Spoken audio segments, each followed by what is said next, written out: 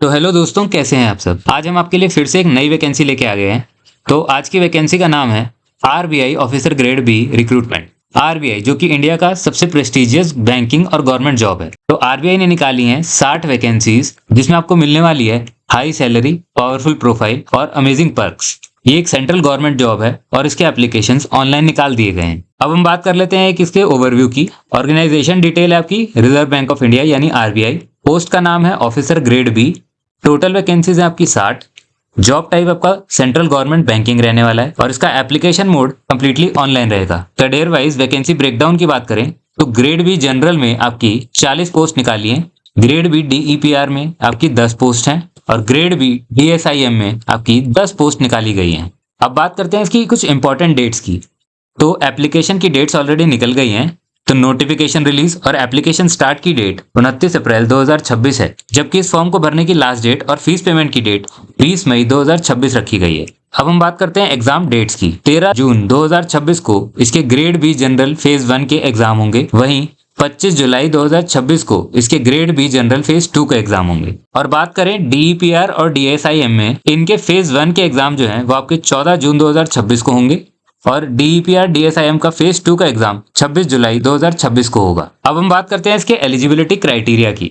ये बहुत ही इंपॉर्टेंट है तो इसको ध्यान से पढ़िएगा। ग्रेड बी जनरल के लिए जो एलिजिबिलिटी क्राइटेरिया है वो है आपका ग्रेजुएशन होना चाहिए किसी भी डिसिप्लिन में विद मिनिमम 60% मार्क्स, या फिर पोस्ट ग्रेजुएशन होना चाहिए with minimum 55% marks. SC, ST और फिजिकली कैंडिडेट्स के लिए रिलैक्सेशन अलग से दिया गया है। अब ग्रेड बी डीईपीआर की बात करें तो आपको एमए, एमएससी इकोनॉमिक्स होना जरूरी है, या quantitative economics, financial economics, econometrics या फाइनेंशियल रिलेटेड सब्जेक्ट्स आने चाहिए। अब बात करें ग्रेड बी डीएसआईएम की तो आपको statics, mathematics, data science, artificial intelligence, machine learning या इकोनोमेट्रिक्स आनी चाहिए। एक बात ध्यान रखने वाली है कि आपकी जो डिग्री होनी चाहिए वो किसी रिकॉग्नाइज्ड यूनिवर्सिटी से ही होनी चाहिए। अब हम बात करते हैं इसकी एज लिमिट की। तो मिनिमम एज जो यहाँ रखी गई है वो है 21 साल और मैक्सिमम एज जो रखी है वो है 30 साल। और एज जो है वो आपकी 1 अप्रैल 2026 के हिसाब से कैलकुलेट की जाएगी। एज रिलैक्सेशन की बात करें तो ओबीसी को 3 साल का रिलैक्सेशन, एससी एसटी के लिए 5 साल का रिलैक्सेशन, फिजिकली डिसेबल्ड के लिए 10 से 15 साल का रिलैक्सेशन, एमफिल और पीएचडी कैंडिडेट्स के लिए भी अलग से रिलैक्सेशन दिया है, और एक्सपीरियंस बैंकिंग ऑफिसर्स हैं तो आपके लिए भी एज रिलैक्सेशन अलग से दिया गया है। तो अब बात करते हैं हम अटेम्प्ट लिमिट्स की। ये बहुत ही इंपॉर्टेंट पॉइंट है और बहुत से एस्पिरेंट्स इसको मिस कर देते हैं, तो इसे ध्यान से पढ़िएगा। जनरल और ईडब्ल्यूएस कैंडिडेट्स के लिए सिर्फ 6 अटेम्प्ट्स अलाउड हैं आरबीआई ग्रेड बी फेज 1 के एग्जाम में, और एससी, एसटी, ओबीसी और फिजिकली डिसेबल्ड के लिए कोई अटेम्प्ट की लिमिट नहीं है। ये कैंडिडेट जो है कितनी भी बार अपीयर कर सकते हैं with in their age limit. तो ये एक बहुत ही इंपॉर्टेंट पॉइंट्स हैं जो कि आपको ध्यान रखना है अप्लाई करते टाइम। अब बात करते हैं इसकी एप्लीकेशन फीस की। तो जनरल, ओबीसी और ईडब्ल्यूएस के लिए इसकी फीस रखी है 850 रुपए प्लस जीएसटी, और एससी, एसटी और फिजिकली डिसेबल्ड के लिए इसकी फीस रखी है 100 रुपए प्लस जीएसटी। पेमेंट मोड जो है आपका कंप्लीटली ऑनलाइन रहेगा और फीस जो है वो नॉन रिफंडेबल रहने वाली है। तो अब बात करते हैं इसके सिलेक्शन प्रोसेस की। तो सिलेक्शन प्रोसेस जो है 3 स्टेज में रहता है। फेज 1 जो है आपका स्क्रीनिंग नेचर का होता है, और फेज 2 और इंटरव्यू जो होता है उसी के बेसिस पे आपकी फाइनल मेरिट लिस्ट तैयार होती है। तो इसलिए मेंस की प्रिपरेशन बहुत ही इंपॉर्टेंट है। फेज 1 की बात करें तो ये स्क्रीनिंग एग्जाम है जिससे कि कैंडिडेट्स को शॉर्टलिस्ट किया जाता है। फिर आता है फेज 2 जो कि एडवांस एग्जाम होता है और मेजर वेटेज रखता है आपके मेरिट लिस्ट में। फिर आता है इंटरव्यू जो कि आपका फाइनल असेसमेंट है आपकी रैंक डिटरमाइन करने। तो ध्यान रखिएगा कि आपके जो फेज 2 और इंटरव्यू के मार्क्स हैं वो आपकी फाइनल रैंक डिटरमाइन करेंगे, तो अपने ज्यादा से ज्यादा फोकस वहीं लगाइएगा। फिर हम लोग बात कर लेते हैं फेज 1 के एग्जाम पैटर्न की। तो फेज 1 जो है आपका ऑब्जेक्टिव टाइप ऑनलाइन एग्जाम रहेगा।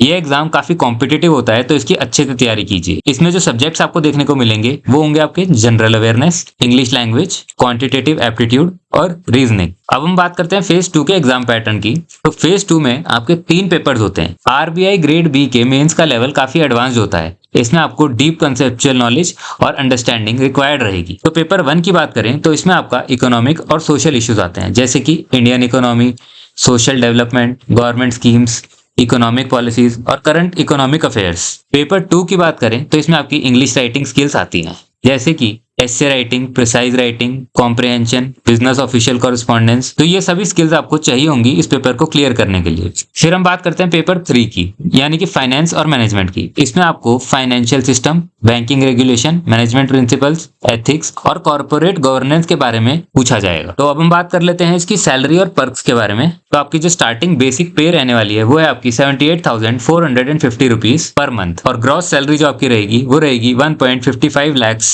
अब एडिशनल आरबीआई पर्क्स और बेनिफिट्स कुछ इस तरीके से हैं।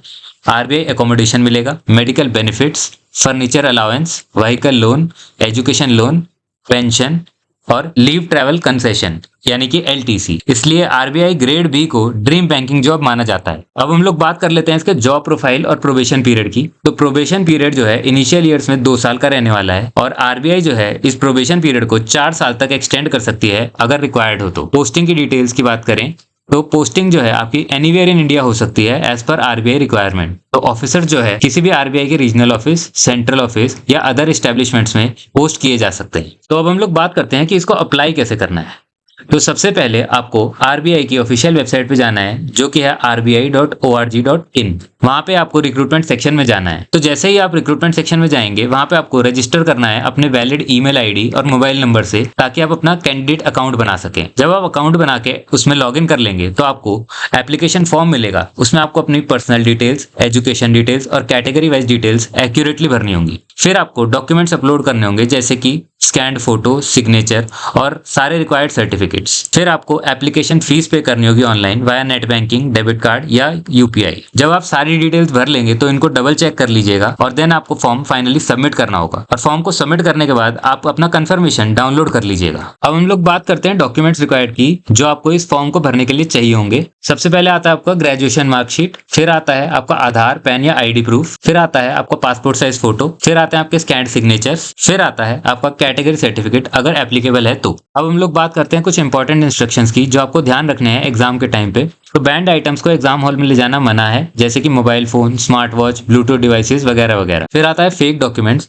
तो कोई भी फेक या फॉल्स डॉक्यूमेंट्स अगर आप सबमिट करते हैं तो डायरेक्टली आपको डिस्क्वालीफाई कर दिया जाएगा। फिर आता है गवर्नमेंट और पीएसयू एम्प्लॉयज का। तो अगर कैंडिडेट्स किसी भी गवर्नमेंट या पीएसयू ऑर्गेनाइजेशन में एम्प्लॉयड हैं तो उनको अपने एम्प्लॉयर को इन्फॉर्म करना होगा बिफोर अप्लाइंग, और उसके लिए एक एनओसी भी रिक्वायर्ड हो सकती है। फिर आता है ऑनलाइन एप्लीकेशंस। एप्लीकेशन जो है सिर्फ ऑनलाइन ली जाएंगी, कोई भी ऑफलाइन या पोस्ट एप्लीकेशन एंटरटेन नहीं की जाएंगी। तो अब हम लोग बात कर लेते हैं कुछ फाइनल टिप्स जिससे कि आप सक्सेसफुली इस एग्जाम को क्रैक कर पाएंगे। सबसे पहले आता है आपका करंट अफेयर्स। तो अपने करंट अफेयर्स को स्ट्रांग बनाइए। उसके लिए आप डेली न्यूज़पेपर पढ़िए और आरबीआई के सर्कुलर्स को फॉलो कीजिए, मॉनेटरी पॉलिसी से अपडेट रहिए और गवर्नमेंट स्कीम्स को रेगुलरली पढ़िए। फिर आता है आपका इकोनॉमिक एंड बैंकिंग अवेयरनेस। तो इसके लिए आप daily Indian economy, financial system, banking regulation और आरबीआई रूल्स को स्टडी कीजिए। फिर आता है आपका मॉक टेस्ट। तो डेली आप मॉक टेस्ट की प्रैक्टिस कीजिए, अटेम्प्ट कीजिए full length mock test under timed condition, ताकि आप स्पीड, एक्यूरेसी और एग्जाम टेम्परामेंट बना सकें। फिर आता है इंग्लिश राइटिंग स्किल्स। तो इसके लिए आप डेली एस्से राइटिंग और प्रिसाइज राइटिंग की प्रैक्टिस कीजिए। पेपर 2 इन फेज 2 जो है आपका, उसमें बहुत ही स्ट्रॉन्ग रिटर्न एक्सप्रेशन स्किल्स मांगता है। तो अगर आपको ये वीडियो अच्छी लगी हो तो हमारे चैनल को सब्सक्राइब कीजिए और इस वीडियो को लाइक कीजिए और अपने दोस्तों के साथ इस वीडियो को जरूर शेयर कीजिएगा। Thank you.